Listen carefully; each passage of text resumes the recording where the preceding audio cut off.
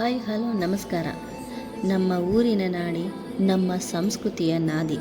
ಇದು ನಿಮ್ಮ ಅಂಬಿಕಾ, ನಿಮ್ಮ ಊರಿನ ವಿಶೇಷ ಕ್ಷಣಗಳೊಂದಿಗೆ. ಇದು ಧಾರವಾಡದಲ್ಲಿರುವ ಗಾಂಧಿನಗರದ ಪವಿತ್ರ ಕ್ಷೇತ್ರ ಬಂಡೆ ಮಾರಿಯಮ್ಮ ತಾಯಿ ಜಾತ್ರಾ ಮಹೋತ್ಸವದ ಅದ್ಭುತ ಕ್ಷಣಗಳು. ಸಂಜೆಯ ಈ ದಿವ್ಯ ವಾತಾವರಣದಲ್ಲಿ ಮಂಗಳವಾದ್ಯಗಳ ನಾದ, ಭಕ್ತರ ಜಯಘೋಷ ಮತ್ತು ತಾಯಿಯ ಅಲಂಕಾರ ಎಲ್ಲವೂ ಸೇರಿ ಈ ಕ್ಷಣವನ್ನು ಅನನ್ಯವಾಗಿಸಿದೆ.